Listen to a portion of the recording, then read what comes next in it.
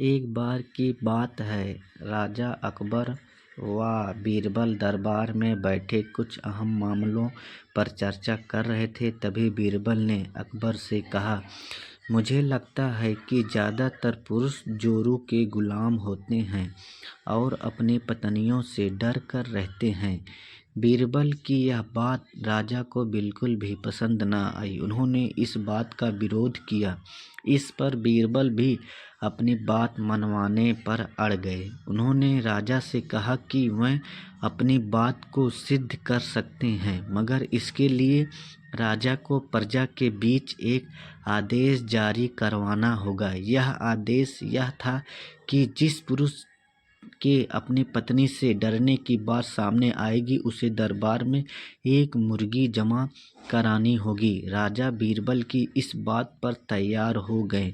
अगले ही दिन प्रजा के बीच आदेश कराया गया कि अगर यह बात सिद्ध हो जाती है कि कोई पुरुष अपनी पत्नी से डरता है, तो उसे दरबार में आकर बीरबल के पास एक मुर्गी जमा करवानी होगी।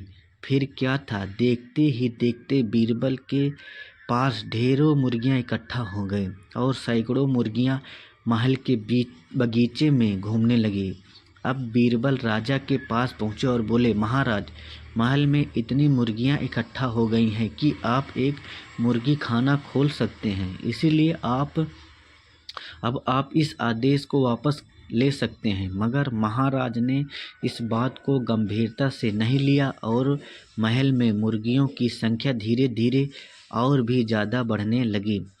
इतनी अधिक मुर्गियां महल में जमा हो जाने के बाद भी जब राजा अकबर बीरबल की बात से सहमत नहीं हुए, तो बीरबल ने अपनी बात सिद्ध कराने के लिए एक नया उपाय निकाला। एक दिन बीरबल राजा के पास गए और बोले, महाराज, मैंने सुना है कि पड़ोस के राज्य में एक बहुत ही खूबसूरत राजकुमारी रहती है। अगर आप चाहें तो क्या मैं आपका रिश्ता वहां पक्का कर आऊं?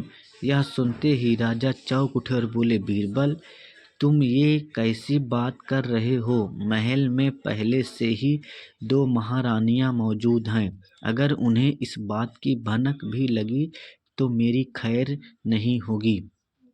यह सुनकर बीरबल ने तपाक से जवाब दे दिया, चलिए महाराज, फिर तो आप भी मेरे पास 2 मुर्गियां जमा करा ही दीजिए। राजा बीरबल का ऐसा जवाब सुनकर शर्मा गए और उन्होंने अपना आदेश उसी वक्त वापस ले लिया।